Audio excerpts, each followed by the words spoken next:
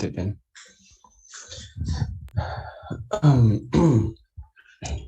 Okay, good afternoon all from Indonesia, and welcome to our webinar, Sustainable Living, a Roadmap to Healthier and Safer Life with Practical Strategies. This webinar is organized by International Federation of Real Estate FIABCI-Indonesia in collaboration with BINUS University, Universitas Multimedia Nusantara, and Universitas Ciputra, Surabaya, supported by FIABCI-United Kingdom, FIABCI-Luxembourg, FIABCI-Suisse, Ciputra Group, Real Estate Indonesia, Chapman Taylor Global Architects and Master Planners, and Global Entrepreneurship Network Indonesia. Thank you for the cooperation and partnership. We also would like to welcome our special guests, the invited speakers, Mr. Budiarsa Sastrawinata, Managing Director of Ciputra Group, Chapter President of FIABCI-Indonesia. Thank you for coming here. And Dr. Ilham Akbar Habibie, Chairman of Indonesian National Council of Information Technology and Communication, and Mr. Thomas Henley, President of FIABCI-Suisse. Thank you for joining us here today. And our panelists for today's session, Mr. Manuel Rizzo, President of FIABCI-Luxembourg, Mr. Michael Szujowski, Director of Chapman Taylor Manchester Studio, Dr. James Ritson, Program Leader Building Surveying, Vice President of ICOMOS ISES at University College of Estate Management, Reading in UK, and Mr. Andres Binkert, President of 2000 Watt Smart Cities Association at Zurich, Switzerland. Thank you all for your time. It is our honor. It is our honor to have you all joining us here today. First, a brief introduction into the topic of this webinar.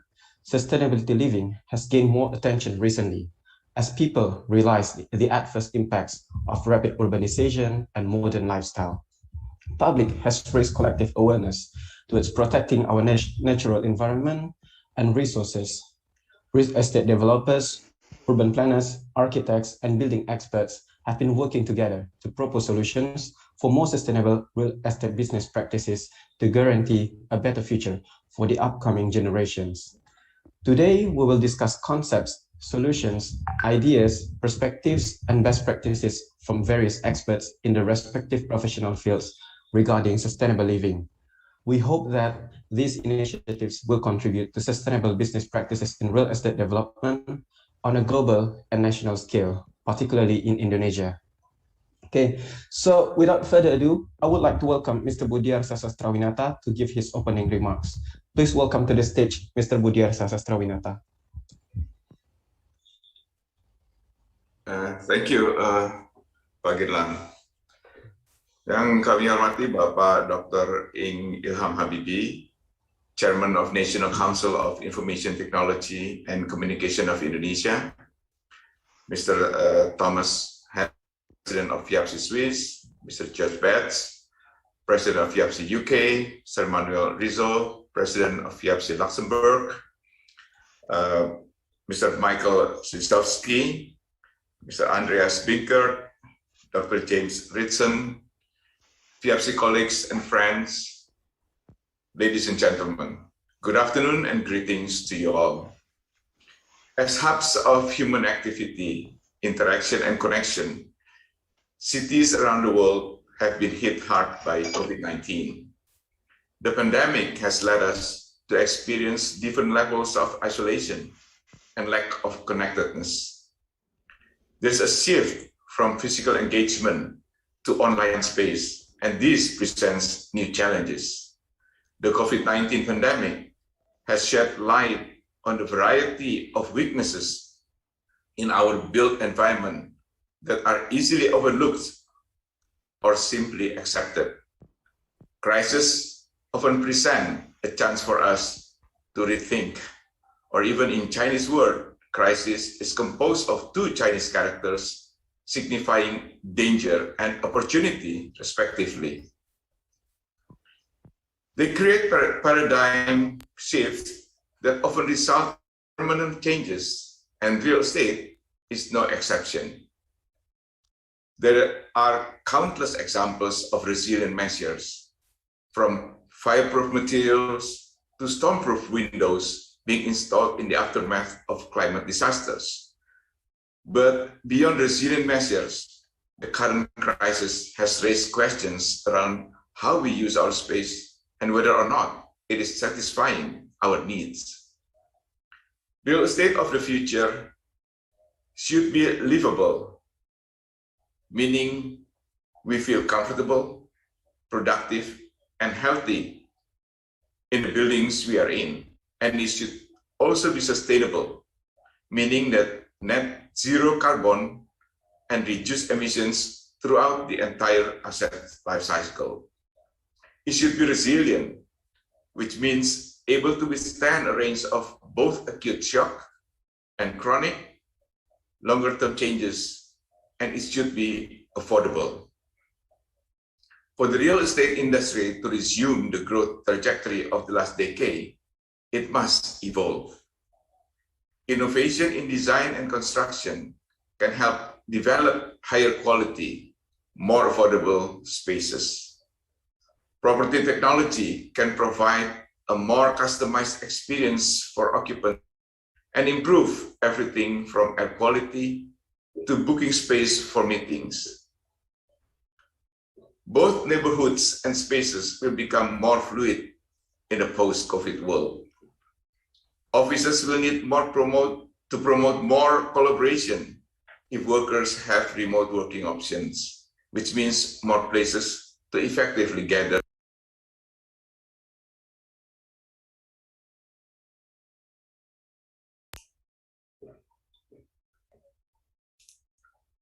I was muted? No.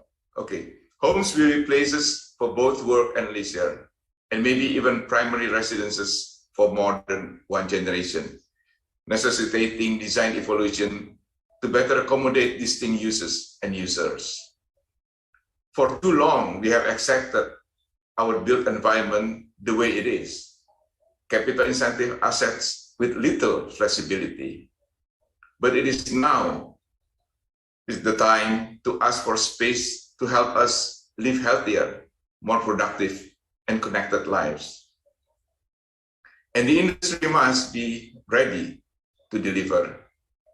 We are fortunate this evening to have a panel of international experts who will share the stories and experiences on how the property industry adjusted themselves in the design and operation to be sustainable and environmentally friendly.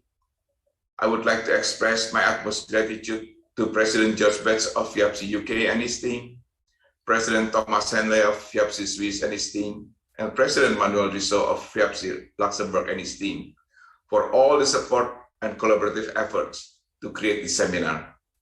I also want to thank all our academic members and partner organizations which have significantly contributed for this webinar. I'm confident that we will all learn something great today and hope you will enjoy our webinar this afternoon. Thank you very much. Okay, thank you, Mr. Budiarsa Sastrawinata, for your opening remarks. I hope it will be a good start for our today's webinar session. Okay, so dear participants, we will start our panel session. If you have any questions to the speakers, please type in the chat column and we will read those questions in the Q&A session. So now let's welcome our first speaker, Mr. Manuel Rizzo, President of FIABCI-Luxembourg. Welcome to the stage. Yeah, hello everybody. First of all, I thank FIABCI-Indonesia for the initiative to have here the possibility to speak a little bit about sustainable living. Because when we see a little bit what happened in the world, all the resources it's predicted that the most of them will go away in the future. We have to think about a different way of life for our living. And then the questions comes up. It's what is a sustainable living? For a lot of people, it's something different. So it's protecting the earth for our future generations. Is it our lifestyles, impact of the planet due to our day-to-day life? I think the sustainable lifestyle includes all these matters. There are several ways to participate to a healthier and safer life, reduce energy consumption, using eco-friendly products, and even make a diet, change eating habits. All this includes a little bit the sustainable living. It's not only for smart buildings and so on, but also how we are living, how we are using everything. So it's not only the technical matter, but it's also the educational tutorial on ourselves. Sustainable living starts with collecting data. To equip a city with cognitive intelligence enables users to interact easily or healthier with their environment. Today we speak about smart governance, smart people, smart infrastructure, smart mobility, smart technologies, and smart living. This includes to rethink our way of life, to be more intelligent, clever, stylish, chic, sensitive, quick, and ingenious, to come up with new ideas for the future. To implement all these requirements, we need also to be connected, not just technically, but brain connected. Every single person must check for himself what are the easier things to start to participate in the circular economy and in sustainable living.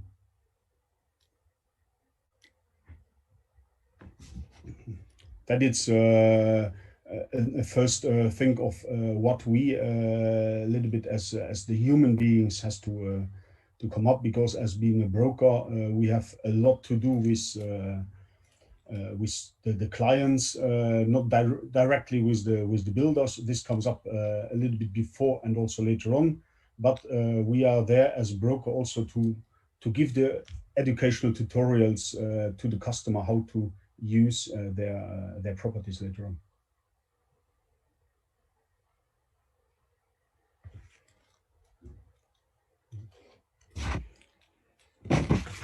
Because that it's the thing. We in Luxembourg, we have a few big smart, let's say smart projects. There are two big master plans where we have one with a living area of 160,000 square meters. This now for Luxembourg, it's a big project. Maybe for other countries, it's a small project, but this it's definitely what we have. It's for a little bit more than 1,000 units that will be built. So there will be about the one project will have about 3,000 inhabitants, the other project about 7,000. Together, they will have working spaces for more than 40,000 people. So that are the main project, and we have to rethink definitely our sustainable living, and also how we will keep on touch with everything what it's related to the energy consumption, to the data, to the reuse about our properties.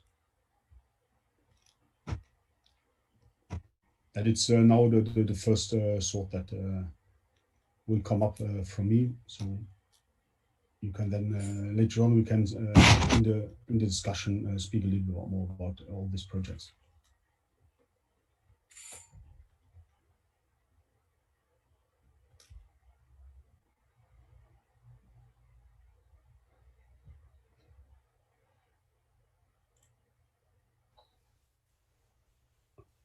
Okay. Yeah. Thank you, Mr. Manuel Rizzo, for your presentation. Now, let's move on to our next panelist. We would like to welcome to the stage Dr. James Ritson. Dr. James Ritson. Well, thank you everybody for having me. I do apologise, I'm having a few technical issues with my background, so I'm afraid you can see my studio behind me rather than the conference background. I do apologise for that, but I'll share my screen now. Okay. Well, thank you everybody for having me today. I'm the program leader and lead academic for the building surveying programs here at the University College of Estate Management here in Reading in the UK. I'll start off by just introducing our institution, and then I'll go on to talk about our the topic that I will be talking about today, about sustainable living.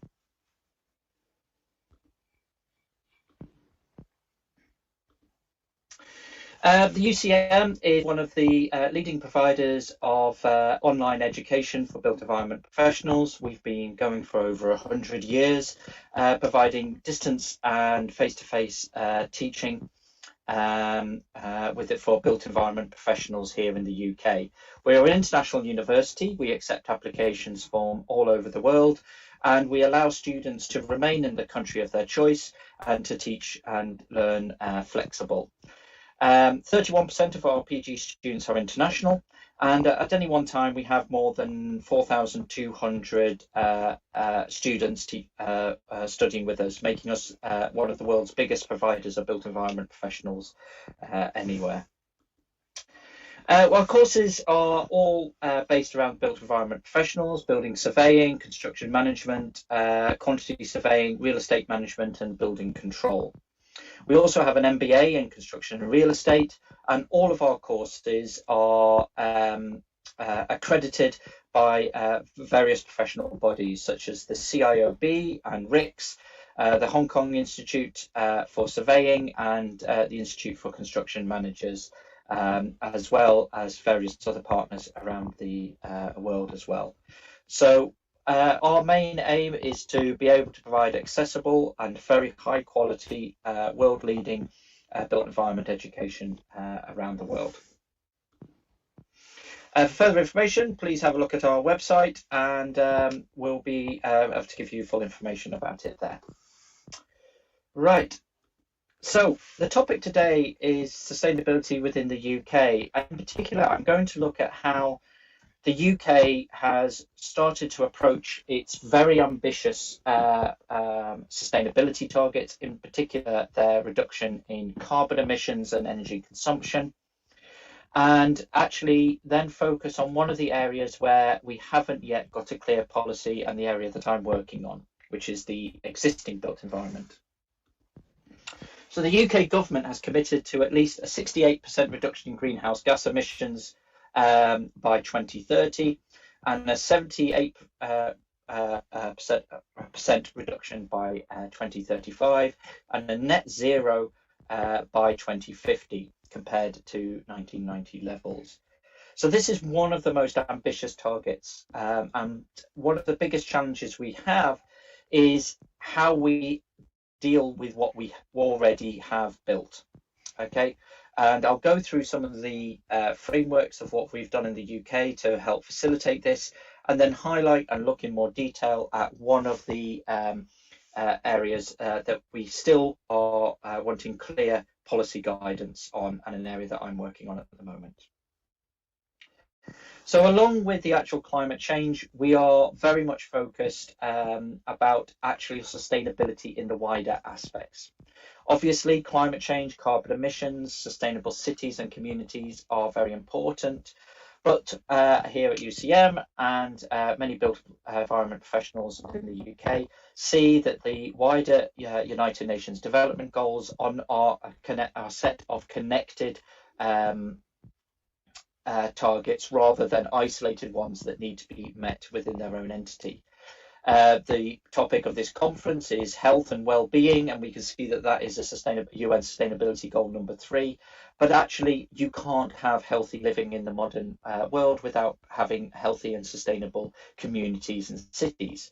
And to have that, we need infrastructure, we need proper economic growth, clean and affordable energy, clean water, etc., etc. And climate action is part of that. But what we mustn't do is to overly focus on reducing carbon emissions while ignoring those other sustainability goals at the same time. And it's the way to think about it is that climate change is the result of our unsustainable actions and behaviour. So the UK has set about on its sustainable pathway.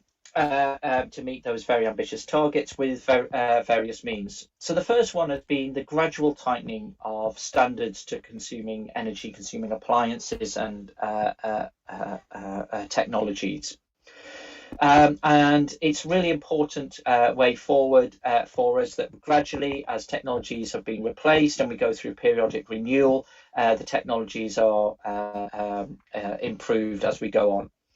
So as we start replacing our kitchen units, our technology in our offices and our things, the next generation will be more technologically efficient, more technologically advanced and more energy efficient in its production. So thus reducing the demand. Another big area has been decarbonising the electricity grid. Increasing renewable electricity generation and the overall capacity of the system. A shift towards electricity as the primary energy source for the UK. Now, this is absolutely key to meeting our targets. We've got a big shift now to move towards sustainable and electric car usage, replacing diesel and electric, with very ambitious targets for replacement of those things. And also increasing the capacity. If electricity is to become the primary energy source within the UK, we have to increase capacity. Okay, and along with that, that needs to be met with the zero target. So that capacity has to come from renewables. Some renewables are not what we call direct action. Okay, they don't just produce energy and electricity when we need it. So we need methods of storage. So again, we're investing in hydrogen production and storage to assist with that. Another key aspect that we're doing for the sustainability goals is developing policies of lifetime, cradle to grave sustainable assessments. Incorporating lifetime carbon calculations within the built environment is absolutely key. There is no point doing something now or building something now which will never recoup its embedded carbon. And that's a really important calculation for what we use. It's not just the carbon usage of the building, but actually the carbon that went into creating that building, to dispose of that building and so forth, that needs to be analysing. And again, as our previous speaker has spoken, a European-wide focus now on the concept of developing a circular economy across all European countries is key to creating a sustainable environment. The second pathway is sustainable transport infrastructure. Now, this may seem a bit strange in real estate that we're talking about all of these things outside of a building, but it's absolutely key. People have to get to and from the buildings, and actually many people will consume as much energy in their transportation as they will in using their buildings. So increasing investment in public transport, sustainable transport systems, discouraging diesel and petrol car use is absolutely key to meeting those carbon reduction targets. And it's very important for the built environment to remember this. Where are we building the buildings? Do we have the transport infrastructure in place, or does that need to be calculated as part of the new development? A big problem that we still have is things like commercial transport, air transportation and so forth still remains an issue, as does long distance transportation. The other big investment that we have now is future-proofing and improving our services infrastructure, reducing water leakage in our main pipeline, upgrading the gas supply system to make sure it's hydrogen ready in the future if we so require, the introduction of smart metering at offices, homes and so forth, so we can accurately record and predict our energy consumption, is all part of that process, to making sure that our infrastructure in the UK is ready for the future. And the final one that we're probably most related to the people on this conference is the tightening of building energy performance standards. The UK has had a periodical increase in the minimum standards that new build and significant alterations to buildings, how they perform in the terms of their energy consumption and their carbon emissions. So this has been periodically improved. So about every 5 years there is an increase. And so technically now most buildings built in the UK will be close to or zero carbon in their energy consumption. However, this legislation mostly only applies to new buildings or buildings that have been significantly altered.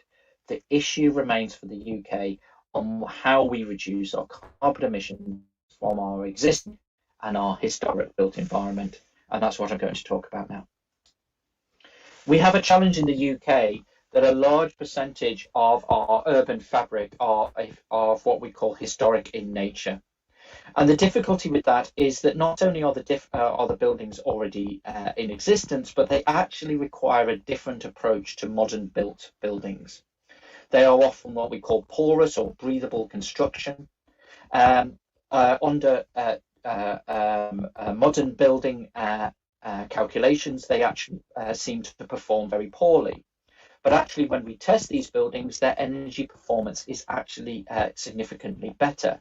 In particular, when we model these older buildings against some of the predicted effects of climate change, such as increased temperature of our environment, constantly changing weather patterns, historic buildings tend to perform better than many modern build equivalents. So it's about understanding what we have and how we can alter that that's important. To put it into context, if we just take the historic housing alone, we've got around about 4.7 million of these historic houses in the UK alone.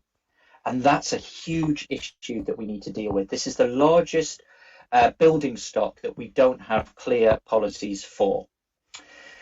There is no firm sustainable strategy. At best, some of the advice is ambiguous. At worst, it is fundamentally damaging. Not only is it damaging to the actual energy performance and what we do to the buildings, but actually to another sustainability target, our cultural values and our identities. And that's a really important part of our society. How we identify ourselves, how we identify a place, the genus loci of a particular city compared to another is a really important one. These buildings typically have the highest carbon emissions of any housing group. They have twice the maintenance costs. So what do we do? Demolition is not the answer. Alone, the cost of demolishing a building is around £27,000 on average in the UK, and that's excluding the rebuild cost. So economically, we'd have no position just to replace those. Environmentally, it would take at least 35 years to replace that embodied carbon. So there was no way that we can just replace them from a carbon point of view. So what are we to do with these 4.7 million dwellings in the UK? Now that number is particularly significant because that equates to around 425 home refurbishments every single day from now until 2050. So what do we do with them?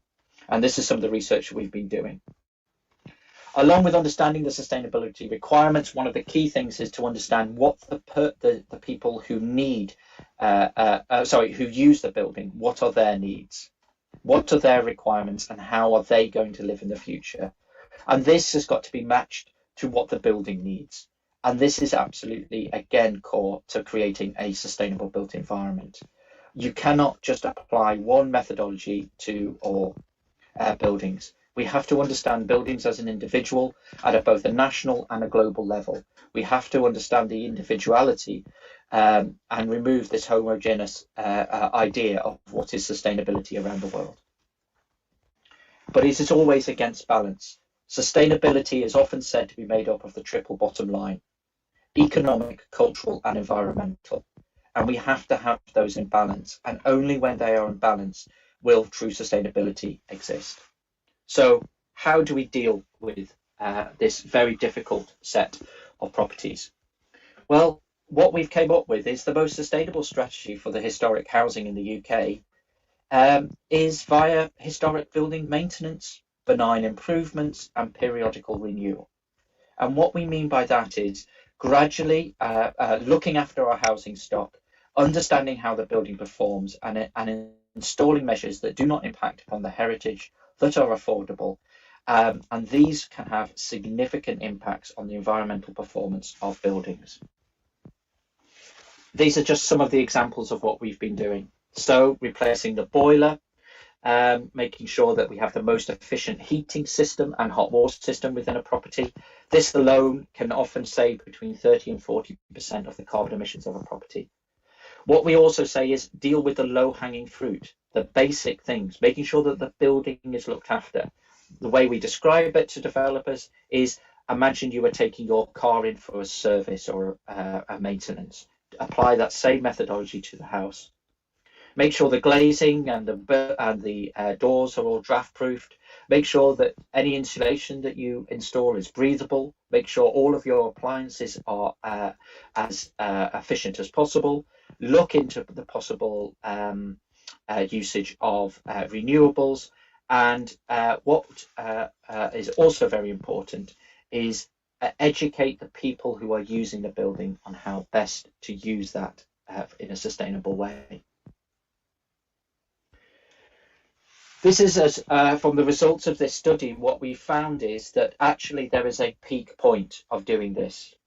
And actually, by installing all of those simple measures into buildings, we not only get the most energy performance increase, the best improvements in energy efficiency and the biggest decrease in carbon emissions, but we also get the best economic value.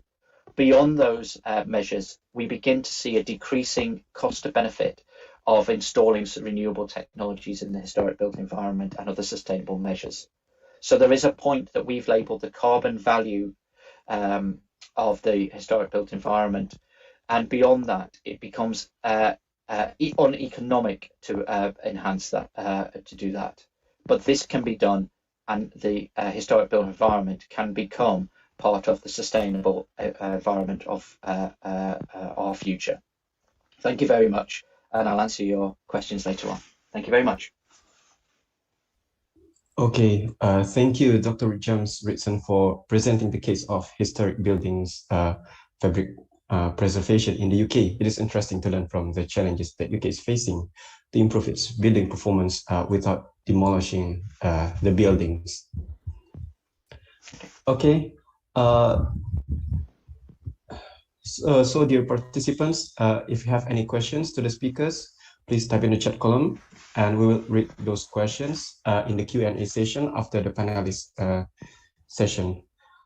Now, let's move on to our next speaker, Mr. Andreas Binkert, President of 2000 Watt Smart Cities Association at Zurich, Switzerland. Please welcome to the stage, Mr. Andreas Binkert. Well, good morning and good afternoon, good evening to everybody here. I'm very flattered to be invited to speak here. Thank you very much for the invitation all the way around the globe. I would like to present a couple slides to you, and I hope you can see those now.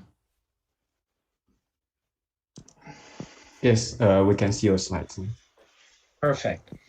What I'd like to share with you is the Swiss concept of how one can deal with the problems we've been told by the other speakers. We heard from Manuel Rizzo that they are planning new townships. He talked about 40,000 people in Luxembourg, where we would want to make sure that they live in a sustainable living. We heard from James just now, Ritson, that England has done great progress in new buildings, but not yet in the existing concept. And so I would like to show you how in Switzerland, and hopefully in the future also around the globe, one can deal with this problem. And our solution to this problem is called 2000 Watt Smart Cities. So when we go through my slides,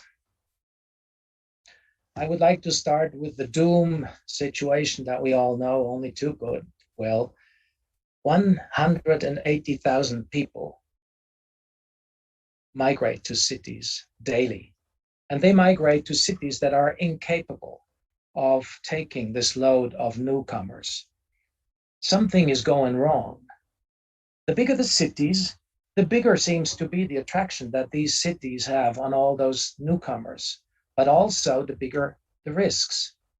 So we are all faced with congestion, with traffic jam, with pollution, and also with health hazards. And what started when the Greeks built the first cities, they called them polis, is that the polis seemed to be a good idea at the time, 4,000 years ago. It became, at the beginning of industrialization, the metropolis that we know. And now, with the world having become so small, the megalopolises all over, we know them. They're called Mumbai, they're called Sao Paulo, they're called London, as we just heard. And I think that we will soon see that from polis to metropolis to megalopolis, we will end up with Dinopolis. Dinopolis means that most likely our cities have become urban dinosaurs and need to be changed drastically.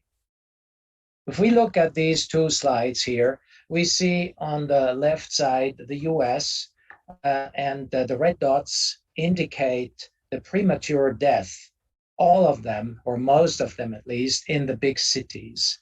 But if you look at the right, you see India, and this is my focus. I'm just traveling tomorrow again to India to see what we can do with our concept in this country, which is very, very bad. 627,000 deaths in India in the year 2010. And again, most of them in urban context.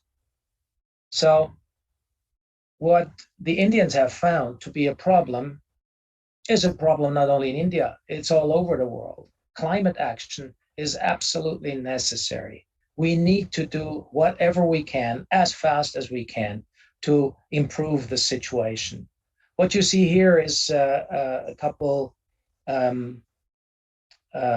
informations on the global warming by IPCC. That's the newest report that they found. And even if things would calm down, it would be 1.5 degrees, which you see over here. But if it doesn't calm down, because we're not active enough, it will go up all the way to maybe 8.5 degrees. And what that means is very clear. You know, it's not only the heat, it's also the water level. What happens to Bangladesh? There's more than 100 million people living there. Where will they go? The Seychelles, you better visit fast, or maybe you shouldn't visit fast because you'll probably fly there. So that's not a very good thing to do. And Miami Beach will probably not exist anymore either. That's not so big, but Mumbai is quite big. It's 17 million people. Will it still exist in 20 years?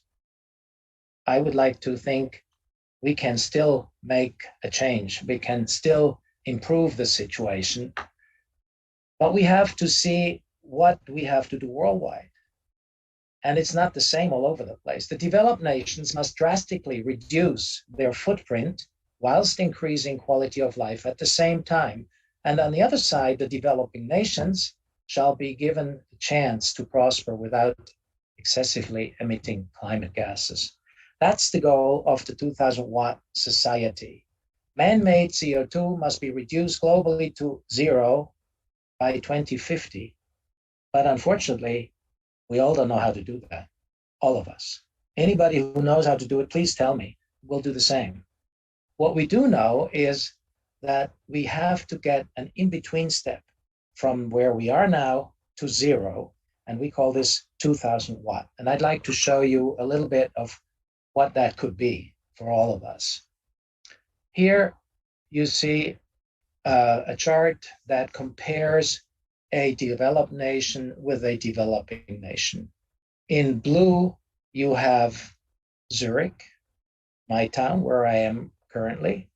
And in orange, you have Nagpur, the old capital city of Maharashtra in India. And what we found is when we analyze how much energy people use, those people in Nagpur don't use all that much less than the Swiss do once they are not poor anymore. So in India, it is an essential social element not to be reduced in energy and reducing the standard of living of the people. They have to be able to develop just like we did, but hopefully not make the same mistakes. And here is the concept of the reduction path to net zero. As I said, net zero is far away, it's in 2050, but an in-between goal could be reached in 2030 or 2035, and that would be that we reduce our consumption from about 8,000 that we are now in Europe down to 2,000 combustible and 2,000 kilos of CO2 emission. If we can reach that, we are in good shape to reach the goal that the ICCP has set for 2050. I would like to show you a few examples of how this can be done. The first one that you see here is in Zurich. We've developed that part of Zurich 20 years ago. It is still under construction today, as you can see in the background, but people already live here. And we found that we have to really reinvent the city in a smart way. And that starts with mobility. You know, we've heard that before from James. He mentioned that we have to think not only about buildings, we also have to think about mobility. And mobility is good if it helps us connect, because connectivity is all that we want. We've heard that from Budiarsa, who said, live healthier, happier, and connected. Well, to connect, we need to get from one place to the other. But if that creates traffic, it's bad. So what we want is connectivity with less traffic. And that's only possible with high density and mixed use. So if I can put that on the table as one of the essentials, here in red and black, connectivity along with density and mixed use are the key to the smart city of the future and to sustainable living. Our concept for how to reach that has 6 points. I will not go into details. You can all find that on our website. It has to do with smart centrality, that's density primarily, has to do with connectivity. Smart tech, of course, we've heard that also. We have to measure how we use our energy and how we can improve that. We have to use smart energies, green energies, and in the developing countries, primarily also a smart food production. It's very, very essential, because you cannot talk to people about the climate change if they're hungry. And here you see how the 2000 watt concept is structured. It's a label that we are now using in several countries, and we hope to go to many, many more countries. We're also talking with England, and maybe James can connect us and see what we can do together to improve the situation, because the label does answer many more questions than any other label on earth. We all know that LEED is the leading label, but it's a building label like all the others. Our label is not a building label. Our label says every human being should have the right to 2000 watt and 2000 kilo. That's a big difference. It's as much a social level label as it is a building label. And here is the image of that first town, part of town that we have built or are still in completion now in Zurich. You see where it is. In the meantime, 6 of those have been built in Zurich and have made Zurich almost a smart town by now. And in all of Switzerland, 38 of them have been built and licensed, certified, which makes Switzerland almost a smart city. You know, that's Switzerland's, what you see here in green is not the parks. Of course, parks are important, but it's the extent of the fiber optic network in Switzerland. We need a maximum of quality of life, and that can be provided by interconnected technologies 4.0. And we need to do that at a minimum resource consumption, which can be done with the rules of the 2000 watt society. So here again, this is Switzerland, but now let's leave Switzerland and let's go to somewhere where it's much more needed. We are now going to Pune, which is again in the state of Maharashtra in India. And if you take Switzerland and compare it to Pune, then you see the district of Pune is almost as big as Switzerland. So maybe we could make all of the district of Pune smart. And what we found when we went there, and as I said, I'll go there tomorrow again and discuss with them how to do it. Within their metropolitan borders, there is a planned ring road around the center of town, which we call a primary node. And along this ring road, we have secondary nodes that are existing that we have to improve. Just like James said before, we have to have an idea of how we can improve existing buildings because they are there. And to rip them down would not be wise also because of the embedded energy that is in these buildings. So what we're starting with is a tertiary node, even smaller, 10,000 people, or something like Manuel talked about, 40,000 people. That's what we want to start with and make it sustainable.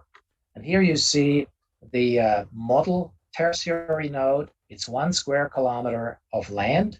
Half of it remains green. The other half is going to be built very densely and with mixed use.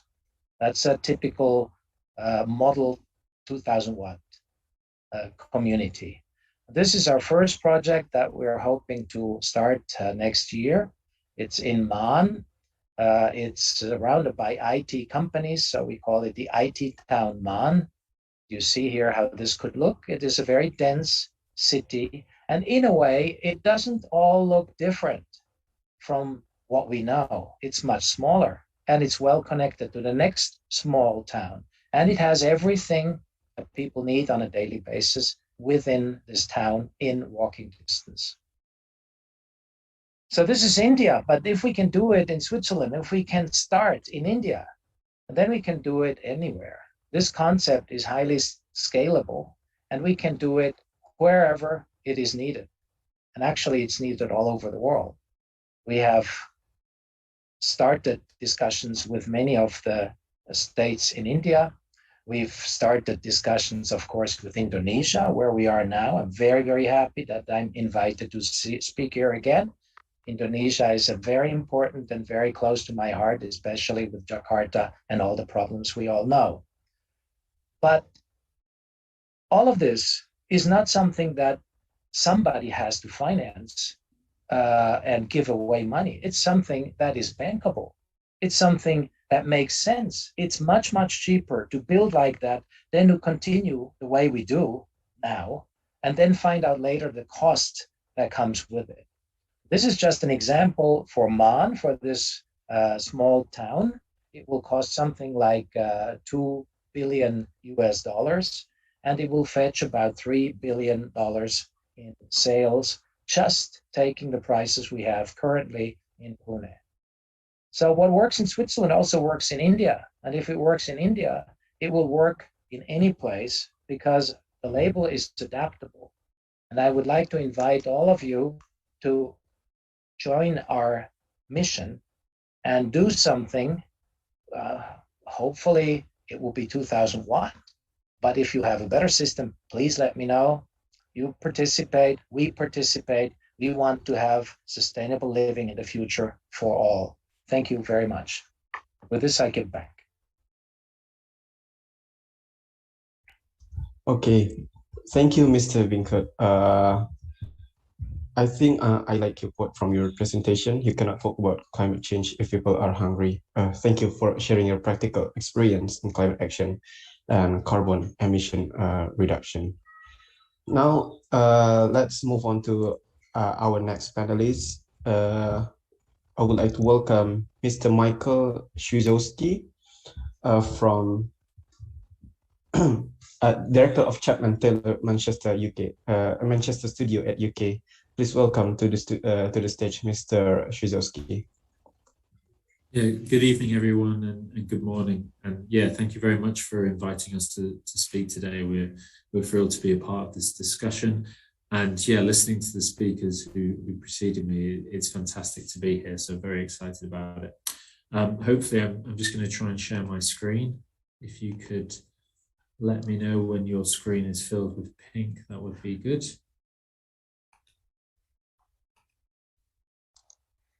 Yes, it is. Okay, is that okay, everyone? Yes, yes, it is. Okay. Okay, great. Okay. Yeah, thank you very much for the introduction. Just before, so I prepared a few slides just because, you know, as architects and designers, we're very visual people. So we like to illustrate what we're talking about as best we can. But before I go into the main presentation, just to give you a bit of background introduction to the group, Chapman Taylor, we are a global company of master planners and designers, 460 employees worldwide. We've been going over 60 years. And we operate from 16 studios across the world. 3 of those is where I'm talking to you from today, from the UK side of the business, which is London, Manchester, and Bristol. And our international coverage comes from those 16 studios that I mentioned before, predominantly in Europe and spreading into Asia. But we service a lot of countries across the world from this network, which gives us a great advantage. And as you'd expect, we are fortunate to have won a number of awards globally, and we cover a lot of nationalities and speak lots of languages within the business as well. And I'm very pleased to be speaking today in Indonesia with you. Just to set a little bit of context, because I think a lot of part of what we do within the residential team when we're dealing with housing and sustainability, there's 2 initiatives where the current market is that are very positively influencing, we believe, the way sustainable design is being embraced by our clients and stakeholders. And those 2 areas that we're going to use for the context today predominantly is going to be talking about the build to rent sector, which I'll explain in a bit more detail, and also recognizing the role of off-site construction and modular building that it can play. So just talking globally again, how we approach sustainable design. You know, the previous speakers have mentioned this as well. Sustainable design really begins at an urban scale. This is something, you know, as designers we're taught during our studies, that essentially our industry, first and foremost, has a major role to play in terms of the carbon reductions that we're trying to achieve, not just in the UK, but globally. And a large element of the kind of performance of the building can be addressed by appropriate urban design and orientation of the building, appropriate form and massing. And I guess conversely, it's much more easier to understand if you think about getting that orientation incorrect, because you've missed the opportunity to get some very environmental kind of context influence efficiencies into the scheme. And as much technology and retrospective fabric we can try and design around, we'll always be fighting an uphill battle. So it's really important that we start with sustainable design in our minds from the very outset, and look at the context, look at the climatic conditions, which again we're familiar with because of our global network. We're used to designing in different climatic zones, and making sure that we start off in the right process. So as you would expect, that influences a lot of our designs in terms of the way we position the building, the height, the form, the articulation, and that's something we explore in the very early stage feasibility studies. And again, part of what we are really quite passionate about is recognizing that when we're designing residential buildings, it's about the living environments for the people using them within. And so coming back to that urban approach towards the form and the massing and the orientation, it's not forgetting that all of that is centered around the people who are going to be living inside those homes and apartments. And obviously at the moment, I'm talking about multifamily developments, so urban city centre, large apartments living together. And so what we've started to do within our design process is use environmental software, so that when we're initially laying out the feasibility of a scheme and we're testing different forms and orientation, we're tracking in real time what impact that may have on the energy performance of that building in a number of aspects. We're looking at the energy use, we're looking at the requirements needed to heat or cool that particular dwelling, we're looking at the embodied carbon as well, and we're looking at the more kind of experiential elements of that as well in terms of daylighting, because ultimately we want these to be really positive places that people live in. So this is a piece of software that we're very excited by and we're using day in, day out. We are trialing a number of different ones at the moment as part of our kind of wider R&D initiative, but it's something that we're embedding from day one. So if we move from the urban scale into the more building scale now, it's worth talking about where we believe that the real advantages for kind of designing with better efficiency come into it. And this is where I think the build-to-rent sector is very well placed to tackle this in the UK. So what I say when I talk about build-to-rent is it naturally fits with a more sustainable way of living. And build-to-rent in the UK is a move away from home ownership and providing a very professionally managed, institutionally led way to rent, typically within a multi-family scenario. And it's something that, you know, places placemaking in community and being part of the neighborhood right at the core ethos. So one of the kind of key differences as we describe what build to rent means in the UK is it's changing the relationship between the landlord and the tenant into a much more equitable relationship between the manager of the building, the operator, who has a hospitality background typically, and treating the resident as a customer. And it's that relationship which enables the stakeholders and the drivers behind the design to take a much more long-term view towards the operations and lifetime of that building, compared to the traditional sale model where it may be developed, built, and then sold onwards with little feedback or interaction with how that building is actually performing and how the energy use is being done. So these customers are obviously paying energy bills, and it's in their interests and the developers of these schemes' interest to really lower those as well. So there's a commercial incentive as well as an energy performance incentive behind it.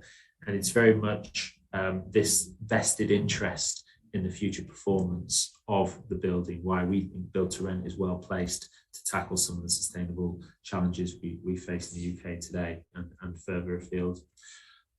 Another element is, thanks to this understanding from people involved in these types of schemes, that the capital expenditure isn't everything. The focus is also on the operations. So naturally, if it costs less to run the building in terms of staff and technology, then it's also going to be much more environmentally friendly as well. And we've also, this is a worth point noting, that the UK Green Building Council expect capital expenditure for these sorts of residential schemes to increase by about 3.5%, they expect, in order to meet some of the targets that James outlaid earlier. And so, recognizing what our client's business is, we've got to offset that capital increase in costs somewhere. Now, the benefit of understanding the operational expenditure already shows an enlightened view towards, well, the actual embodied approach towards building the building is one thing, but the operations side is just as important for us to focus on. And I think within the residential sector in the UK, we play a significant proportion to our overall industry's contribution towards carbon emissions, and the operational side and the energy performance side of residential is about 50% of the overall development contributions as well. So it's making sure that we are addressing both embodied and operational expenditure at this point. So space planning, again, thinking about how we can influence this as designers from the very outset. It's about reducing waste in terms of spaces, minimizing the amount of time between functions of a building, which helps us to reduce the number of staff and technology needed to run that building. It also means that we're creating less circulation space, which all needs more material, more construction going into it, heating and cooling, lighting, and all of those sorts of things. So that the more efficient we can be with those designs, the better for everybody. And again, I was pleased to see the reference to the United Nations wider strategy, because again, it's not just about the environmental aspects of creating true sustainable communities. It's about providing something that addresses people's need to engage with the community. Mental health and well-being are incredibly important. And again, the build-to-rent schemes that we're seeing in the UK that we're involved in are really well placed to help introduce this as part of the norm of people's lifestyles, because they are professionally managed, they curate health and well-being events, they engage with nature, whether that's through providing more of a relationship with outdoor spaces, which again, in light of the recent pandemic, has become more important or higher up on people's agenda. And it's because it is a lifestyle choice, and it's very much, in order to be successful, it's about understanding people's lifestyles and making things as easy as possible for them. So when it comes to elements like recycling and making sure we reduce waste in terms of our refuse, it's good that we are able to encourage people to recycle at the point of source within these developments. But then it's also not just leaving that to the refuse chutes and bin chutes and the strategy for separating that recycling.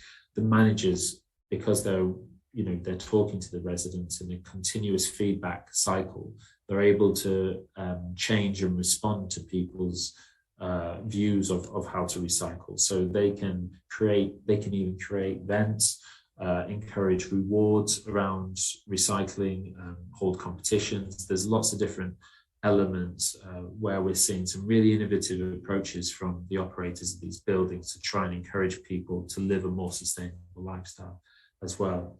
And it's something that is always evolving and continuously goes into this feedback loop. One of the key things we talk about in terms of where we tackle this is recognize that when you consider a multifamily residential building, there's about 3/4 of the building is about the home, the apartment itself. So it's really crucial that we address all the embodied carbon, all the fit out within the apartments, but also recognize that the apartments are the element where the individual comes into contact with how they control their environment. The public spaces below are managed by a much more intelligent kind of technology, but also a management team who are controlling that environment. But when it comes to individual users, that's where the relationship with the operators and the feedback loop is really important, so we can make sure that people are using the building as efficiently as possible, or at least using it in the way that it was designed. And so that, again, shares some aspirations with the sector in build to rent in general, because for them, the apartment, the product is king. So a lot of time is spent working out how to make these homes the best way they could, which again is a very welcome move from a more traditional kind of housing for sale model. And so this leads to our kind of internal approach about how we like to design from the inside out. And this is a deliberate decision because we believe about placing the people at the heart of what we do who are going to use those buildings. So design from the inside out for residential makes complete sense in my view, because you're putting the resident at the core focus of what you're trying to achieve. And it also allows us to tackle a number of elements where we can introduce and really drive standardization into these schemes, which help reduce waste. Standardization in terms of having standard window sizes, standard sizes for blinds and curtain rails. And all of this means that every time we introduce something bespoke, there's more energy and thought that needs to go into that. But also build to rent operators and developers really like high levels of standardization, because from a maintenance team, it's very easy to go in and replace a series of blinds and curtains if they're all the same sizes within a bedroom window, for example. So this high level of standardization is something that is being driven from our point of view, but also being driven from a requirement and a customer and an experience point of view. And so what we've devised is again, this is a bit UK centric, but we've devised a series of iterations of 1-bed, 2-bed and 3-bed apartment layouts, which are all modular in their design. So they share components, they share standardized approaches, which again, it helps us tighten the energy performance gap between what's designed and what's actually being operated once on site. We also take this approach towards designing in order to allow for future flexibility, or shall we say flexibility during that design process, because the market conditions are forever changing. What the customers are asking for are always changing. So we need to make sure that we're not caught out by these changes. And so this modular approach towards apartments allow us to design to external influences, such as introducing additional means of escape in light with changing regulations for fire safety. It allows us to respond to different planning policies when they get changed. So again, this allows us to do things very efficiently, which again, we always say everybody wins, because we spend less time redesigning things during a typical 3-year process of designing through to completion. But it also means that it costs less to do in the first place, and it's adaptable in the future as well. And it comes back to the software analysis that I was talking about. So we've actually looked at these standardized modular designs for 1-bed, 2-bed and 3-bed apartments, and made sure that we are optimizing the depth and the width of those units so that they do benefit from daylight to an appropriate point. And having high levels of net to gross, efficient wall to floor ratios, all of these things that we come at from a kind of efficiency and commercial standpoint are actually incredibly valuable in making sure we don't design the bespoke, we don't waste a lot of energy.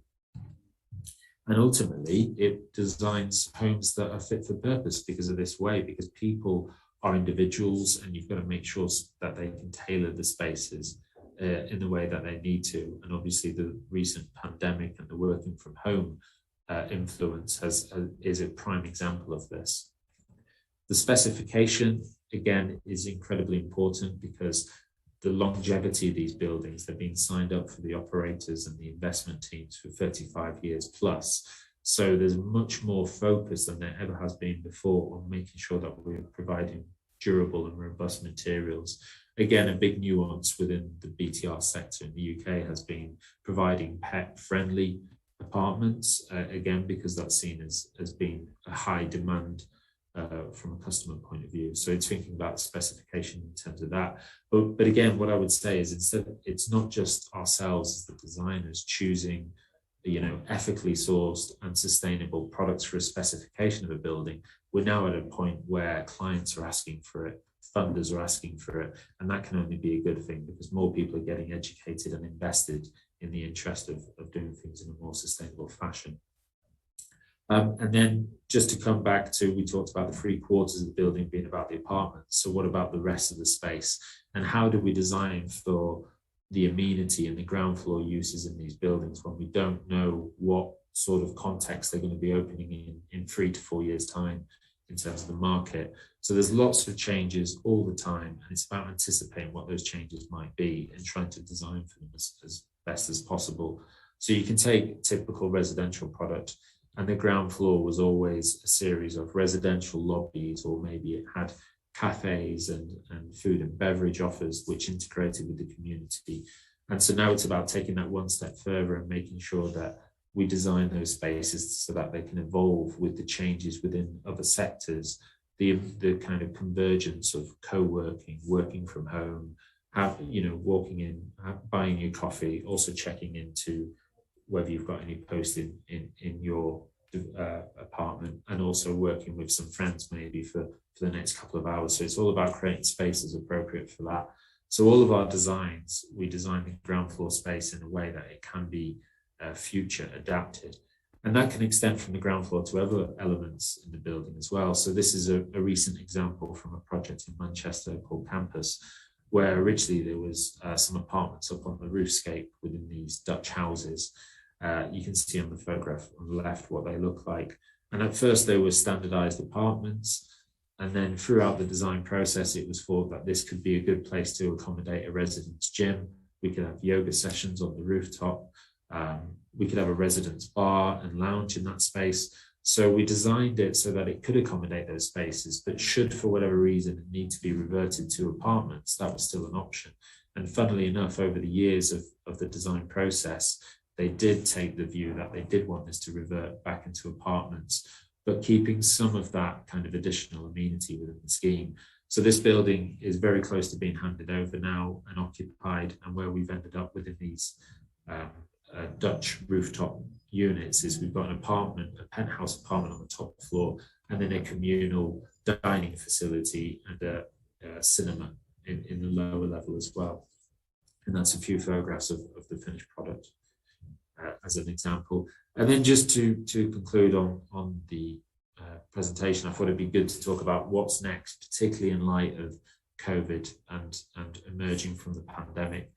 How do we keep sustainability at the forefront for our minds. The working from home revolution has completely changed the way we do things. So I think that element of flexible design is coming more and more into the fore. And again, it's reducing the amount that people travel. It's giving people more choice. All of these things are very romantic from a kind of residential development point of view, but they're also incredibly good for us working towards more sustainable futures. I think we're going to see a greater importance on how these developments integrate within society. You know, how they integrate with the community, and true placemaking has always been important. But I think as we come out of a pandemic, as people start to move into the more urban environments or back into the cities, because there was an initial kind of view in the UK that people were moving from the city centres outwards for more space in light of kind of restrictions on lockdown. But I think social integration is going to really come into the fore of these developments. And it's already been talked about before. I think we will see much more of an imaginative use of existing structures, making sure that we're understanding what the fabric requirements are of their existing use, how they can be adapted for alternative future uses as well. So I see that being a trend that is going to work positively towards our shared goals. And we also believe massively in the role that volumetric modular offsite construction can play, because again, it's about consolidating a lot of those activities into one single place. It reduces waste from, depending on your source, anywhere from 50 to 90% when compared to traditional construction from a material level. So we believe volumetric has a role to play as well. And then finally, the single family housing market is something that there are numerous challenges, much more to go into than within this conference, because we've been focusing on multi-families, but as we move to the single family homes, we know a lot of our clients and house builders are really paying a lot of attention to how we move away from being reliant on fossil fuels and a gas provided home. And again, there's some incredible challenges to make sure that we're achieving those goals of zero carbon housing, but we're also meeting the demand for housing because people need homes. So we've got a net target of 300,000 homes per year. We've never managed to achieve that goal. We're getting better typically year on year in the UK, but we need to provide more housing. So we've got to be very careful not to constrict the market too much with having very, very beneficial targets. So we all need to be much more collaborative, and this is central government as well as private developers here. And that's it from me. Thank you very much. So I'll hopefully stop sharing now. Okay, Mr. Swijowski, thank you for your presentation. Thank you for your insights from the architectural practice in the UK. Yeah, I think there is a trend of reduced ownership and moving toward a sharing economy, as we see in the build to rent case. Thank you for your insight. Now, before we move on to the Q&A session, I would like to welcome Dr. Ilham Habibie to give his keynote speech for you all here. So I would like to welcome Mr. Ilham Habibie to give his keynote session. Hello and good afternoon, everybody. This is Ilham Habibie speaking from Jakarta. I've given the task and the honor and the pleasure to say a few words about the topic. I'm sorry I'm giving the keynote not at the beginning of the session because I just came out of a meeting with the government and I just couldn't do it in the requested time. So I'm giving it basically as an afterthought. So it's actually locking the key, not opening the door, but locking the door basically. So I'm going to talk about something very close to my heart, which is basically the role of technology. The people that know me, like Pak Budi, Budiarsa Sastrawinata, or Pak Rusmin, everybody knows me from my friends, colleagues, and in general as somebody who's very much in the technology world, and I've done this for many, many years. And I'm speaking here on behalf of two institutions in Indonesia. First of all, the National ICT Council, which is a government entity that I'm leading since now almost 8 years. And the second one is as newly appointed head of research and technology of the agency of the Indonesian Chamber of Commerce and Industry, which is called KADIN. So that's the Indonesian Chamber of Commerce and Industry in Indonesia is called Kadin, and it has just newly formed an agency, especially on research and technology, in order to ascertain that the collaboration between the industry and everybody else related, like the universities and also the government itself, works better. Indonesia is unfortunately not known to be very active and very successful in R&D, but that has to be changing, because when we want to graduate to become a highly developed country from now being a middle income country, this is impossible without embarking on a journey of innovation, which will be only possible if we master research and technology and the development for the challenges that we face and also for the demands of our population and the world in general. So I'm giving here, my team has prepared this presentation. There's a few slides that I think are not really important, like this one here. This basically describes the structure of the National ICT Council. I think we just skip that one. Can I see the next? Please, can you go to the next? This is basically what we do as a council. You can read the blue lines. We formulate or help formulate general policies. We resolve existing strategies issues. We conduct national coordination. We provide also approving some of the implementation of these programs. And this is not only for ICT in the central government, but also for the local government, which means the provinces. Indonesia has 34 provinces, and they are also more and more active using ICT in whatever way. There's many, many things they needed. And lastly, since last year, we have been tasked to assist in the transformation of Indonesia when it comes to, call it the digital literacy or technology literacy. These are basically 5 priorities. I think we skipped that one. This is what the president wants. And basically, can I really skip that one? Next. Okay. And then next, please. So this is probably something which all of us are aware about. And I'm going to talk a lot about that, because that is very related to what I think we should keep in mind when we think about the living in the future. How do we live really in the future? So it has to do with the 4th industrial revolution, which is basically the data revolution. It is about computers being connected and creating gazillions of data that can be exploited and put to use. And that is, I think, what we are all facing right now. So the connectedness creates an after effect, which is basically the data, and that is the underlying case for many things to be developed later on or already being developed. Can I see the next slide, please? So the technologies that will be important in the Industry 4.0 area are as follows. And we're talking about connectivity, data, computational power, then, as I said before, analytics and intelligence of that very data. Then based on the 2 before, we have more and more human-machine interaction. And then based on 1, 2, 3, we have basically advanced engineering to do things like additive manufacturing when it comes to 3D printing, including buildings, right? And including bridges and what have you. It's really unimaginable some years ago that you could really do something from digital to building within so short time with a relatively low cost. And of course, renewable energy, not everything is basically about manufacturing, but we need also the energy to be consumed in that manufacturing process. That needs to be more and more renewable, and nanoparticles, etc., etc. This is not a complete list. This is just some examples. Can I have the next slide, please? Thank you. So this is basically talking about how we implement that and what kind of effect will it have on the overall industry. Well, we are first of all talking about the process optimization. So by increasing networking and digitization, we improve current processes and optimize those in terms of their use of the assets. That will involve automation and upgrading standards to reduce costs. And of course, the process flow itself and the quality of that process and the outcome is going to be improved and vastly improved. And that will need digital thread throughout the entire process.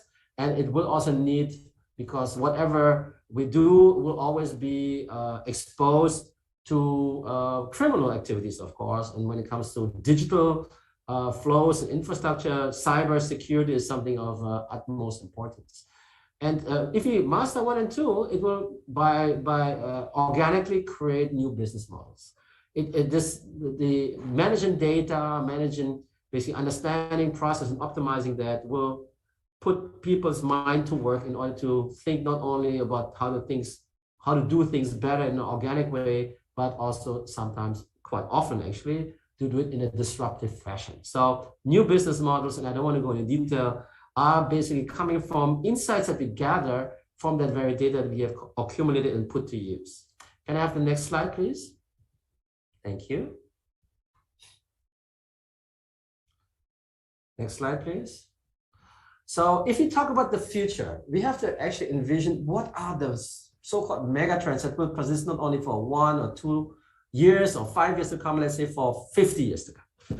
I think we cannot ignore that urbanization is basically still happening and will be more and more happening, no matter how we digitize the rural parts of our world, but people will more and more move into the cities. In Indonesia, some years ago, we were about at parity, so 50-50, but we are going strongly towards a 70-30, 70% of our people in Indonesia living in cities. And that's not only Jakarta, by the way, also smaller cities with maybe 100,000, 200,000 people in it, but still very different than rural, because people in the rural countryside are mostly generalists, but in the urbanities, you need to have a job. You need to be specialized in something. So that structure, the demographics of society creates a different form of living actually, and a different need. The second mega trend that we will still be seeing for many years to come is climate change and resource scarcity. These days, I would not call it climate change anymore, by the way. I would call it climate crisis. And by the way, there's going to be a major topic that will be discussed in next year's G20, where Indonesia has the honor to be the host. For the first time in our history, we will be the host of G20, with the G20 summit occurring most probably in November 2022. And before that, it's already decided that G20 will focus on 5 topics, one of which will be indeed climate crisis. The second one is the loss in biodiversity. The third one will be inclusion in whatever form in society. And the fourth, of course, the pandemics. And the fifth, decarbonizing finance. This trend will persist for many years to come. Then shifting of global economic power, I think, is also something we're witnessing by the day. I mean, just yesterday it was announced that Australia will receive a nuclear submarine. So that is probably part of the global economic power shifting, that there's alliances that were not seen before are suddenly becoming of big importance. And that is something we'll see for many years to come. Demographic and social change is also, of course, something that has happened all the way, but with the interconnectedness of societies around the world, there are trends that influence the others from other parts of the world. Can I have the previous slide back, please? Thank you. So, and the last thing is there's always technological breakthroughs that will influence our world. And I don't want to go into detail again, but this is something we need to be aware about. Researchers and scientists, engineers are working around the clock on solving problems, actually. It's not just technology for the sake of technology, but actually, in most cases, really to solve problems and challenges and to fulfill needs, which is good. But it creates always things that are surprising and unexpected, and therefore it is a breakthrough, and sometimes that breakthrough creates disruption. I mean, there's a famous economist in the 20th century, Mr. Schumpeter from Austria, who said, economy is basically creative destruction through technology. And that is happening right now. So you produce something that disrupts something, destroys something, but at the same time, new things are created out of that. Can I have the next slide, please? Thank you. So this is basically how we see the axis of carbon print. So you see the cycle here. You produce something, you transport something, you consume it, and everything creates waste. And therefore, we produce products and it comes out as trash. Can I have the next slide, please? This is how it looks like today. So because by 2054, 70% of humans will live in cities, and rapid urbanization presents great challenge to disrupt the system that I described before. So how do we do this?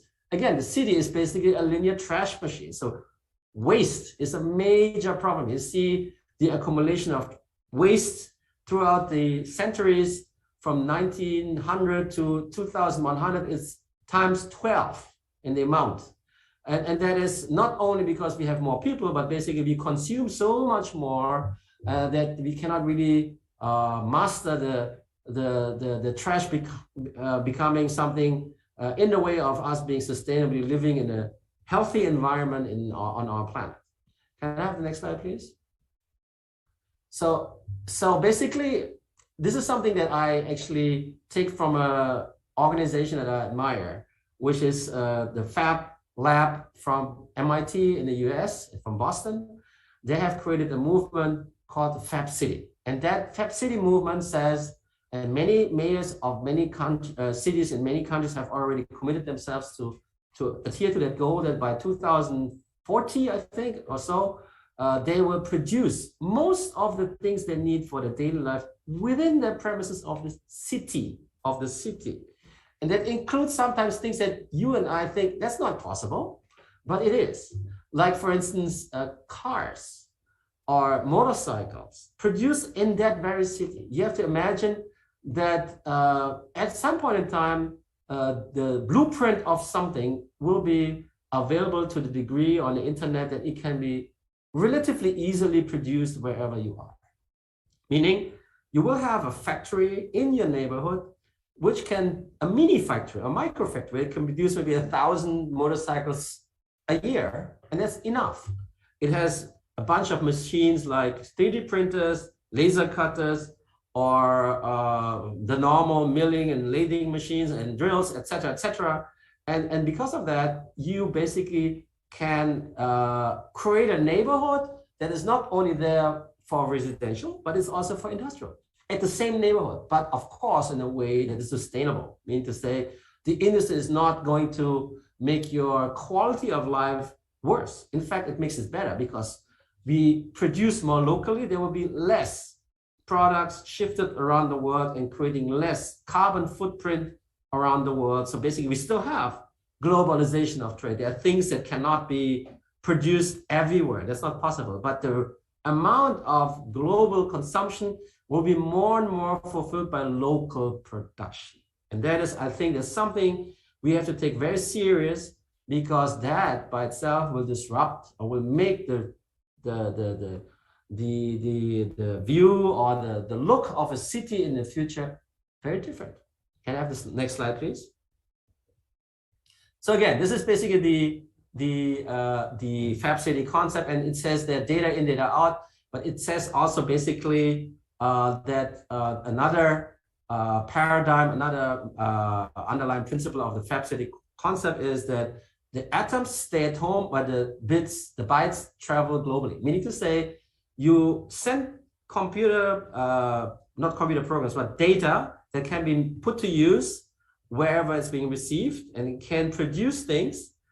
So the atoms, meaning the raw material, doesn't need to be sent from A to B, but it can stay basically at home where it is. And we have to make sure that cities in the future will have enough resources in order to support their local production, which is based in the city itself. And it will be much more than just what we have today. Can I have the next slide, please? It will incorporate things like, can I have the next slide? Well, decentralized energy production. So this is one thing that I don't know whether it was presented before, but I think in the future, energy will be much more decentralized. We will not rely on very large grids that much anymore. I'm not saying here that it's going to disappear. There will be still grids available, but more and more energy will be produced locally, because you can control it also locally, what is needed to be produced. And if you don't need so much, you can switch it off, and thereby basically saving energy for the sake of our planet. The next thing that we will have to do is decentralize. This is an example like an urban solar PV.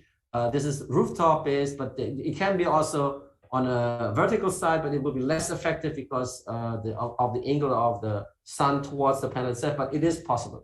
But how to put solar PV in our buildings in the future is something that is going to influence the design of the building. The next thing, which is very important for the design and the conceptualization of our cities and buildings, is basically what we call urban community and vertical farming, or basically urban agriculture. But this is the beginning of a movement that we'll see once we have much less cars on the road, hopefully, then many of the parking houses and the parking spaces can be put to use for other things. Why not stacked hydroponic farms, or for doing horticultura or flowers or or plants or salad, etc., etc. That is something that will be incorporated into the future design of cities and thereby also the buildings within the cities. Next slide, please. Next slide. Thank you. Hello. Yeah, of course, the water management is also something which is very important. So that needs to be done also on a sustainable way and will also impact the design and the demographics of the city. Can I have the next slide, please? Hello, thank you. So this is a example how architecture is basically coming up with ideas how to basically use sustainable material in a way that adapts to the continuously evolving society. So basically, this is easy to manufacture, and it is basically environmentally friendly, and it is quite innovative. And these kind of structures we will see more and more in Indonesia. What we have seen in the last years, and I didn't think I have a picture for that, is architecture that is using more natural materials such as bamboo. In Bali, we have a famous green school that was completely constructed out of bamboo. New concepts had to be invented in order to use bamboo to build larger spaces. But by that, you can actually use local material in a way that before maybe you would have done from concrete or from bricks, which is not only a different look, but is, I think, less sustainable than using what we have around us. Bamboo, by the way, grows very quickly and is quite durable if you talk about in a longitudinal fashion. So taking that into consideration, there's lots and lots of other possibilities that we can find around the world, how we can use local materials to build structures that are not only beautiful to look at, but also sustainable in their exposure. Can I have the next slide, please? So again, this is basically what I said before. Sustainable urban agriculture is something that will be more and more integrated into the look of tomorrow's cities, and remembering that what I said in the beginning about the Fab City concept. This is something I think we need to take very seriously to make sure that our planet is still habitable, although we are probably growing in size and also in consumption pattern. Can I have the next slide, please? Well, that's, I think, about it, what I had to say very briefly today. Again, technology is something which I believe has a major role to play to solve tomorrow's problems with today's concept. And that can only be done if you apply technology in an innovative way, looking at the challenges and the problems that we all face today. And by finding solutions that are sustainable, that really justifies technology as a tool. Okay, I think that's all from me today. Thank you very much. And I'm here still if there's some questions from the audience. Thank you very much.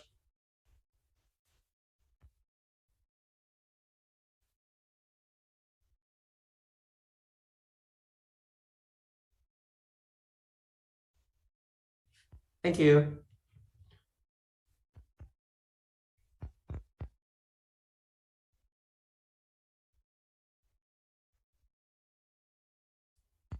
Okay. Seems like, yes.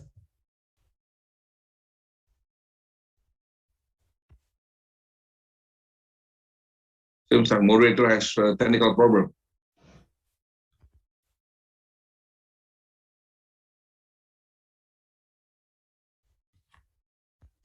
Hello? Oh, yeah, I'm sorry. Yeah. I think my microphone is off just now. Okay, thank you for your keynote session, Dr. Ilham Habibie. Yeah, it is important to highlight that data is the asset and in the future development, and we have to improve the flow and quality of data to manage the growing population and optimize energy efficiency. Now we have lots of questions in the chat column. I'm not sure if we can read all those questions for you because we have limited time, but I think we shall start from the first questions. The first questions from Mr. Ivan Sanjaya. Question to Dr. Rizzo. With the exit of UK from the European Union, has there been any legal changes and sustainable living laws? Will they be more stringent compared to the EU standard? Okay. I think if I knew the answer to Brexit questions, I would be in a very different position. I think the honest answer is there's going to be an alignment. There is a very awkward position we have at the moment. We are not part of the EU, but we are part of the European Council. We are part of certain regulation bodies, but we are separate at the time. Certainly in the short term, we will see a direct alignment with the EU because simply we haven't got time. And in fact, many of the regulations are based upon British standards or European standards and ISO standards, which are international anyway. So from a standards point of view, we won't. I think where we probably will have an issue, and I still think it's not resolved, is where research is being done internationally. And I think that's still an issue. So we've left the Erasmus scheme and we've developed the Turing scheme for student exchange and so forth. But certainly from the sustainability point of view, I don't think you're going to see a huge change. But as I will say, I'm not an expert on Brexit, but actually I don't know who is, I think is the honest answer on that one. Okay. Okay, thank you for your answer. Now we will move on to the next questions. For Mr. Andreas Speaker, I think you have answered that about carbon sequestration in the chat column. Would you mind to elaborate on the answer about carbon sequestration, Mr. Binker? Well, just like James is not a specialist on the Brexit, I'm not a specialist in physics and carbon sequestration. However, there are some examples also in Switzerland where it was possible to sequestrate CO2 out of the air. It is extremely expensive and it takes huge amounts of energy to do. So the technologies that we have today are not sufficient. But that is not to say that we wouldn't find anything out. You know, when Kennedy wanted to go on the moon, he said, let's go on the moon. He didn't know how to do it. That doesn't mean we shouldn't. We have to try our best. But until such time, we have to improve how we build our buildings with technologies that we have currently. Thank you. Okay, thank you for your answer. And then the next question from Devia Natalia. Good evening, speakers and all participants. I would like to ask, is it okay to actually reduce carbon dioxide to zero? Is there any side effects or harmness that will be developed after this goal is successful? Okay, so please, to any one of you who would like to answer. I think the important point from certainly from a building point of view is we're looking for net zero. Of course, we will emit CO2. We're emitting CO2 now by our breathing and by our actions. I think what Andreas has been talking about is getting it to a level that is sustainable. And I think this is where sustainability and climate change overlap. All living things, all mammals emit CO2. When we combust anything, we emit CO2. When we produce something, we emit CO2. What we need to be looking at, and I think that's the question of, similar to what Andreas has just talked about, is the equation. Well, are we taking that CO2 out of the atmosphere later on, or are we putting more in than the climate can actually cope with? And that's the issue. We are putting more out than the climate can cope with. So I don't think there's going to be any side effects of CO2, but what you have to understand, it's that net, not that we will not be emitting any. It's actually what is the outcome and getting that to a sustainable level. Correct. Okay, thank you for your answer, Dr. Rizzo. The next question from Farah Fauzan. Good evening, everyone. I would like to ask Mr. Andreas Winker and Mr. Michael Schwizowski. In this COVID-19 pandemic situation, there are some new trend of implementing an urban farming system in the building. What is your opinion if the urban farming system is being implemented in rental office? Okay, thank you. Over to you, Michael. Yeah, sure. I'll take some questions. I'll leave it all to you guys. I think it's a great initiative, and there's absolutely a place for it in future developments. And like with many things that we're dealing with in our world at the moment, not just because of the pandemic, we are having to rethink how we do some of our more traditional activities in a much more kind of economic and environmentally friendly way. So farming is a fantastic contributor towards that debate, which obviously sits outside of our industry. So how does our industry kind of respond and accommodate some of the challenges? I think vertical urban farming is incredibly exciting. It captures the imagination. I think from a mixed use and more romantic placemaking point of view, it's got a lot to offer.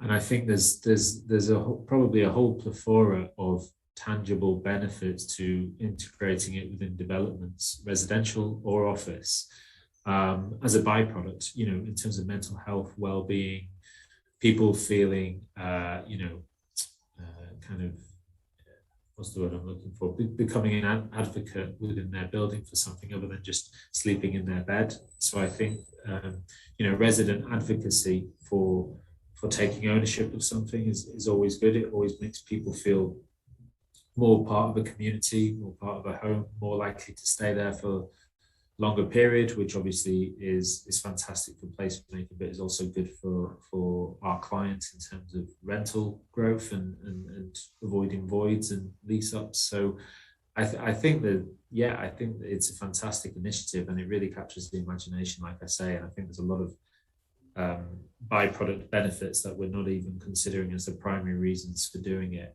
I think it's obviously something that we need to educate ourselves on and understand a lot better, and it's in its infancy, obviously. But yeah, I absolutely loved some of the analogies being used earlier in this discussion, and the one about the moon is a prime example.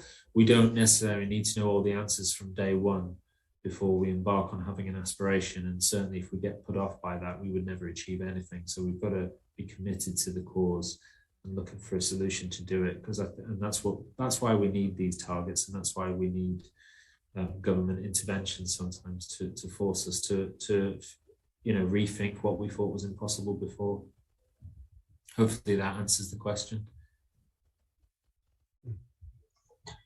Okay, and then next question. Thank you for your answer, Mr. Rizzo. Yeah, I think we are going to take two more questions due to the time limit. Next question from Andre Simanjuntak. In terms of CAPEX and OPEX, comparing the unit with the same capacity between conventional design versus future design, will there be significant increase in cost? If there is, how much approximately, for instance, in UK or Switzerland? I think just to pick up on that, because I talked a lot about CapEx and OPEX, and I think if I'm understanding the question correctly, how that might compare with existing stock to future new build stock. I think obviously, and it was really interesting, the illustration in James's presentation about existing stock, and it absolutely has to be at the forefront of how we retrofit solutions. And in the UK in particular, part of the debate within houses is how we move away from gas boilers and what that means physically for existing buildings. Where's the space requirement to accommodate the alternatives, and so on and so forth, and how good is the existing fabric? I think the kind of rule of thumb would be operationally, the new build, certainly the focus now should be they should be performing better. The capital expenditure in terms of outlay how we build that new development will be greater than retrofitting existing stock, but that's not the full part of the financial equation that people will put into understanding how we address the existing housing stock, because we may be able to spend X amount of pounds and dollars to get a sustainable solution on existing stock. But what is the life cycle? When will it need further intervention? And then what will that cost? So there's always a kind of balance between understanding the full life cycle of a proposal versus the new build requirement. And again, it's context is everything. So I don't think one solution fits all. We can't always say new build is the answer, and we can't always say retrofit is the answer. It's very complicated. And again, it's a question I get asked a lot when talking about residential homes. Shouldn't we be focused on existing stock? We are so far behind in the UK, and I know it's the same in other markets where we're working. There is a massive housing crisis. We need to not take our foot off the gas for providing new homes, and we absolutely need to address the existing stock. It's both. It should never be one to the detriment of the other. So we need to raise the bar across every type of housing, and everybody wants a different housing requirement as well, depending on where they are in their life and where they live. Yeah, I fully agree with what Michael says. If I may add, just to make a simple equation, in Switzerland, we found that greenfield, new construction, is about 15% more expensive if you make it really sustainable than if you would just build the cheapest way possible or allowed. You know, the laws don't allow everything anymore in Switzerland either. So these 15% have to be compared to the OPEX over the next 50 years. And it's an easy equation that we all can do. If energy costs money, and energy will cost more money in the future, especially because we want to tax the energies that are not sustainable, then it's easy to calculate that in a life cycle cost analysis, sustainable building is the thing to do. I think it's a really good point as well that Michael has made. Sorry, Manuel. Yeah, I agree also with it that we have to take in consideration that all the money that we have to spend now for the changing of the buildings and so on, it's an invest in the future. Before you spoke about the EU Green Deal investment plan, where they also came up with, I think it's 1.6 or 1.7 trillions of euro that will be get free from the EU for the future of to also have the greenhouse gases reduced to zero up to 2050, something like this. And today, I, as the president of the World Council of Brokers, I want to educate the brokers also that they have to take care about their way of servicing their clients, because a broker today, it's the first contact often from the buyer and also the building. So he has to educate him to take care about water savings, economy, also the renovations, the thing about the energy saving. All this, the broker has more and more to change how he will speak with clients, because it's not only now, yeah, I will sell you the house and then after this it's finished. We have to change completely our servicing also in the brokerage field. And this, for me, so a broker, often it's the first contact for clients who want to have a touch to a property, to a building. So there we have to change this completely. This in advance, we have to check the different possibilities of changing and so on. The circular economy, for me, it's of the brokerage services. It's also preparing the sales, checking the different eventualities listed, and then educating customers, provide servicing, also the after sales, and not only when the sale is finished that that everything is done. We have to update on legal matters our customers later on.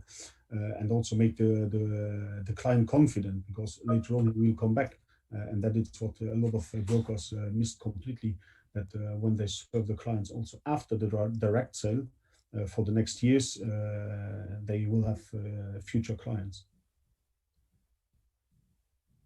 I mean, I would agree with what all the other speakers have been saying, and I think particularly with what Michael has been identifying is that this is not a competing strategy; it is a complementary strategy. When we're working, and I think what struck me about Andreas's presentation, when you're talking about compact cities, you know, that's what historic cities were, because we didn't have cars in the past. And I think that actually, if we were to find properties that are usable, then of course we should retrofit. But as Michael said, these situations change. He was talking about the adaptability in the future when he is and his company are designing and building new buildings. That adaptability has to be looked at. Are they suitable for purpose? Are they right for it? And if they're not, then of course they need to be replaced. But that doesn't mean they all need to be replaced. And I think that this totality is a barrier. And I think Manuel has just been talking there about saying, well, we've got to change people's perceptions in the brokerage and the real estate and the investment side.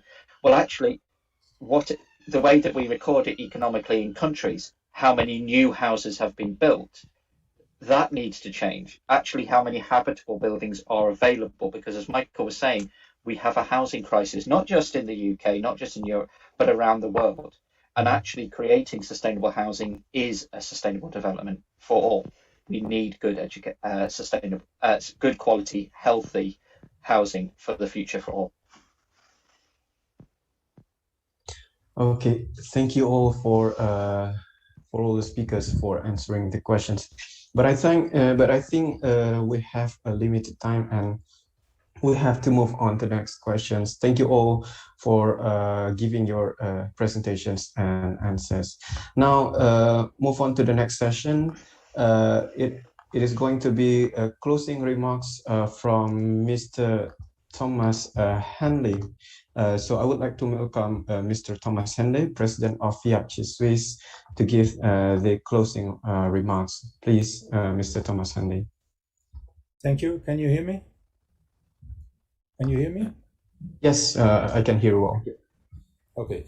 Dear keynote speaker, Dr. Habibie, dear panelists, and also my dear friend, President Budiarsa, and last but not least, all the other participants.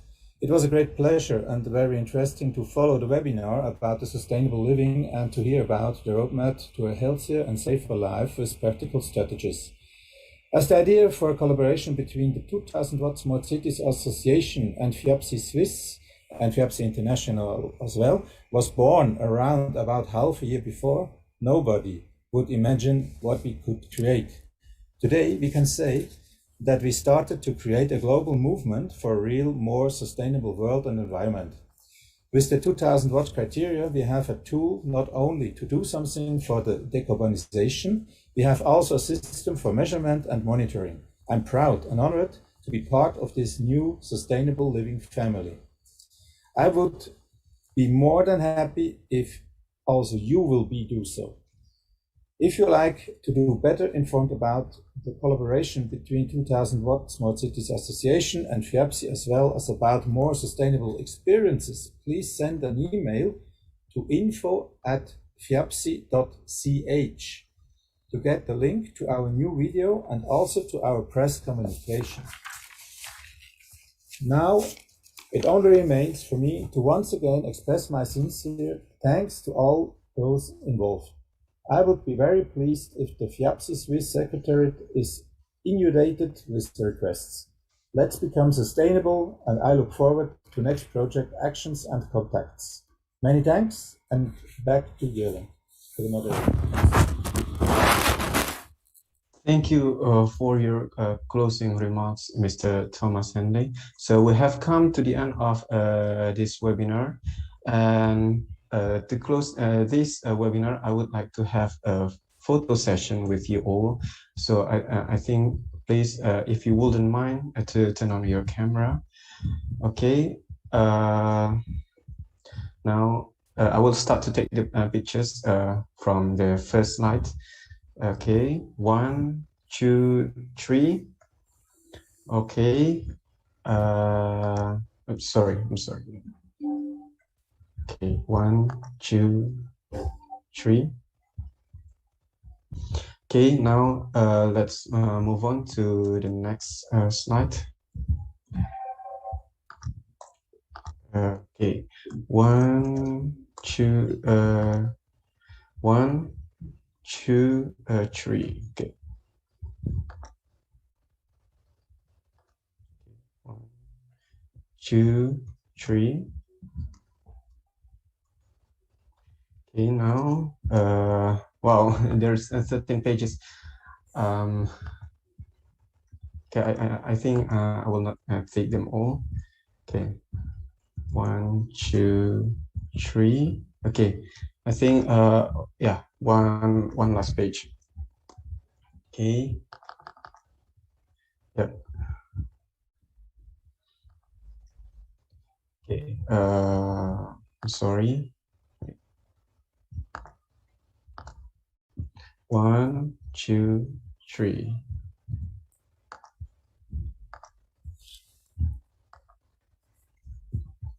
Yeah. Yeah. Thank you all for your attendance here today. Thank you for joining us here today. The webinar session is closed. So thank you, Mr. Budiarsa Sastrawinata, Mr. Thomas Henley, Mr. Michael Szwizowski, Mr. Andreas Binkert, Mr. Manuel Rizzo, Dr. James Rizzo, Dr. Ilham Habibie, and Mr. Ivan Sanjaya for organizing this event. Thank you very much. Thank you, everyone. Thank you. Thank you. Thank you very much. Thank you, everybody. Thanks. Thank you, Stay safe, Ilham. everyone. Bye, Terima kasih, Pak Ilham. Terima kasih, Pak Thank you, Budi. Thank you, Thomas. Thank you, Andreas. Buat Ibu. Sama-sama, Pak. Rina. Terima kasih. Terima kasih. Thank you, James, Ciputra. Thank you. Thank you, Pak Rusmin. Thank you, Thanks, Thomas. Rusmin. Thank you. Thank you, Andreas, Michael, James.